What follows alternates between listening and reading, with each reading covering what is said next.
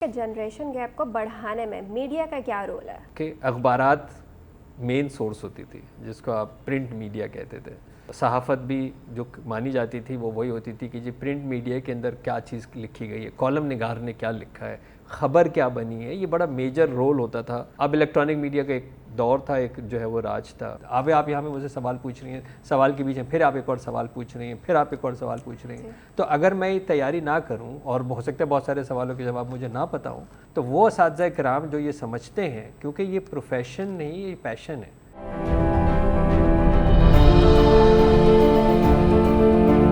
میرا آپ سے سوال یہ ہے کہ جس طریقے سے دنیا اپ گریڈ ہو رہی ہے, ٹیکنالوجی بہت بوسٹ اپ ہو گئی ہے, تو سارے اساتذہ کرام کو اپ گریڈ ہونا چاہیے, لیکن ہم اپنے ٹیچرز کو کس طریقے سے اپ گریڈ کریں گے؟ کیونکہ ٹیچرز نے تو وہ چیز پڑھی ہی نہیں ہے جو ہمیں اپنے اسٹوڈنٹس کو سکھائے گی. تو اسٹوڈنٹ جو ہے وہ ٹیکنالوجی کی طرف زیادہ اٹریکٹ ہوتے ہیں کیونکہ ابھی اسی کا دور ہے. تو ٹیچرز کو کیسے ہم کریں گے اپ گریڈ؟ دیکھیے, ٹیچر جو ہے وہ معلم ہوتا ہے, اور معلم اعظم ہمارے پاس پرفیکٹ ماڈل ہے رسول پاک صلی اللہ علیہ وآلہ وسلم کی ذات مبارک. آپ کے پاس براہ راست وحی آتی تھی اور آپ صحابہ کرام کو, مخاطبین کو سناتے تھے, اور اس کے بعد کہتے تھے کہ غور و فکر کرو, تدبر کرو, تعقل کرو, تفکر کرو, سوال پوچھو. جب وہ سوال نہیں پوچھتے تھے تو اللہ کے رسول صلی اللہ علیہ وسلم خود سوال پوچھ لیا کرتے تھے, اور ظاہر صحابہ کو یہ سوال نہیں پتہ ہوتا تھا, تو وہ کہتے تھے کہ اللہ کا اور اللہ کے رسول بہتر جانتے ہیں. یعنی یہ انکریجنگ تھا. کہ انکریجنگ کیا تھا کہ آپ نے تفکر کرنا ہے, تدبر کرنا ہے, ریسرچ کرنی ہے, کنٹینیوسلی جاننا ہے.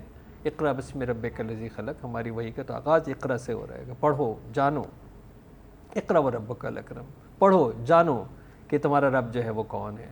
تو جب اگر یہ استاد کے منصب کے اوپر کیوں آئے ہیں, اگر وہ اس حق کو ادا نہیں کر سکتے, اور اگر کوئی استاد یہ کہتا ہے کہ جی میری لیے تعلیم مکمل ہو گئی ہے, آپ یقین مانیں اس کا زوال شروع ہو گیا. یہ میں نہیں کہہ رہا ہوں, یہ حضرت علی کرم اللہ وہ جو فرماتے ہیں کہ جس دن انسان سیکھنا چھوڑتا ہے اس کا زوال شروع ہو جاتا ہے.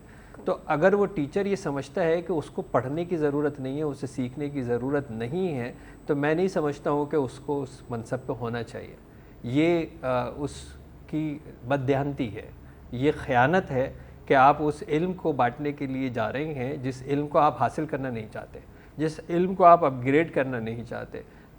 ہم اس لیے پڑھتے اور پڑھاتے ہیں کیونکہ پڑھانے سے آپ یہاں پہ مجھے سوال پوچھ رہی ہیں, سوال کے بیچ میں پھر آپ ایک اور سوال پوچھ رہی ہیں, پھر آپ ایک اور سوال پوچھ رہی ہیں. تو اگر میں تیاری نہ کروں اور ہو سکتا ہے بہت سارے سوالوں کے جواب مجھے نہ پتہ ہوں, تو لیکن میں جاؤں گا واپس اور میں کچھ پڑھوں گا, میں ظاہر ریسرچ کروں گا, میں جانوں گا, میں ریفرنس پوچھوں گا, میں اساتذہ کرام سے پوچھوں گا, میں مشورہ کروں گا, اپنے علم میں اضافہ کروں گا, پھر واپس پلٹ کے آؤں گا, یا آپ کے سوال کا جواب دوں گا, یا پھر دنیا میں مجھے پتہ ہے کوئی اور دوسرا سوال پوچھ لے گا مجھ سے.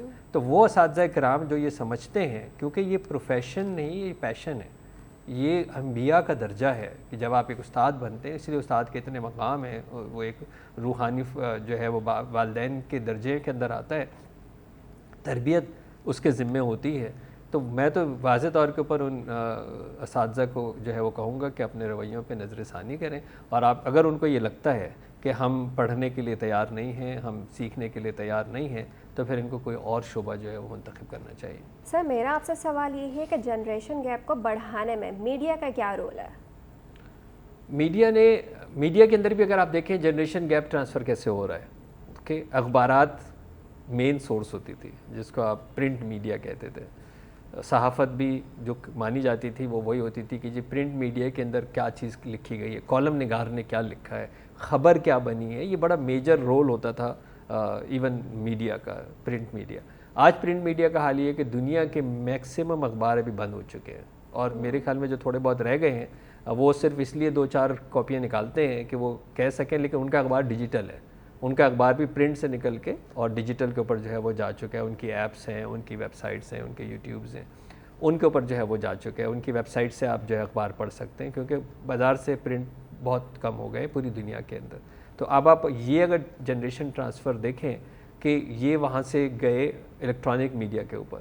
اب الیکٹرانک میڈیا کا ایک دور تھا, ایک جو ہے وہ راج تھا. پھر الیکٹرانک میڈیا کے بعد جب یہ انٹرنیٹ جنریشن آ گئی ہے, اور اب انٹرنیٹ اب 5G 6G 7G کی باتیں وہ شروع ہو گئی ہیں, تو اب وہ الیکٹرانک میڈیا جو ہے وہ بھی ٹی وی سے ہٹ کے دوبارہ آپ کے موبائل فون کے اوپر آ گیا. تو اب الیکٹرانک میڈیا بھی آلموسٹ نیگلیجبل ہوتا چلا جا رہا ہے. تو اگر آپ اس سارے میڈیا کے ٹرانسفر کو آپ دیکھیں تو میڈیا بھی تو آپ کو یہی بتا رہا ہے کہ جب آپ کتاب پڑھنے کی ضرورت نہیں ہے, اب آپ کو اخبار خریدنے کی ضرورت نہیں ہے, اب آپ کو ٹی وی دیکھنے کی ضرورت نہیں ہے, اب آپ کی ساری چیزیں آپ کے فون پہ آپ کو ملیں گی.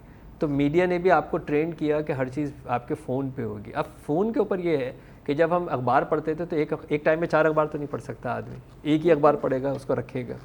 اسی طرح ٹی وی کے اوپر جو ہے, میں تو اس زمانے کا بندہ ہوں جب ٹی وی کا ریموٹ کنٹرول ہی نہیں ہوتا تھا, یعنی وہ لٹو والا ایک black and white T V سے سٹارٹ ہوا تھا, تو ایک ہی چینل ہوتا تھا, آپ وہاں پہ دیکھ رہے ہیں. پھر کیا ہوا, یہ آہستہ آہستہ جب یہ اسمارٹ ٹی ویز آنے شروع ہوئے تو اب آپ کے پاس ریموٹ ہے, آپ ایک کے اوپر آپ چینج کر لیتے. ایک ٹائم پہ 2 میکسیمم آپ کھول لیتے ہیں, ونڈوز کھول لیتے ہیں.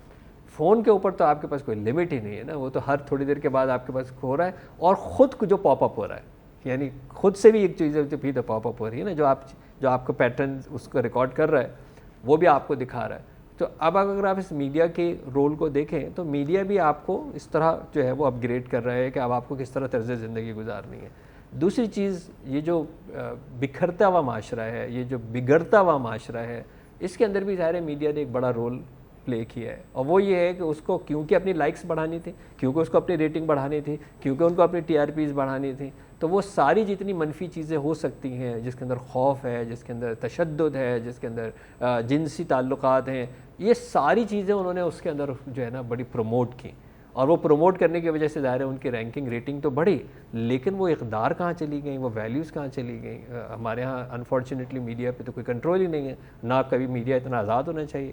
یہ کہاں سے ہو گیا کہ جب میرے منہ میں زبان ہے تو جو دل چاہے میں بولوں, یہ آزادی تو کوئی دنیا نہیں مانتی, نہ کوئی دین اس بات کو جو ہے وہ مانتا ہے. تو یہ بھی ہمارے ساتھ اس میڈیا کا جو ہے وہ ایک منفی رول رہا کہ انہوں نے اس معاشرے کے اندر اخلاقی زوال پذیری کے اوپر کوئی کم جو ہے وہ نقصان نہیں پہنچایا ہمارے اس معاشرے کو. سر میرا آپ سے سوال یہ ہے کہ جنریشن گیپ ٹیکنالوجی کے سماجی رویوں کو کیسے متاثر کرتا ہے؟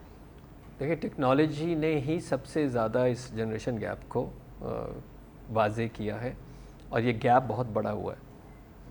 جنریشن گیپ تو ہمیشہ سے رہا ہے.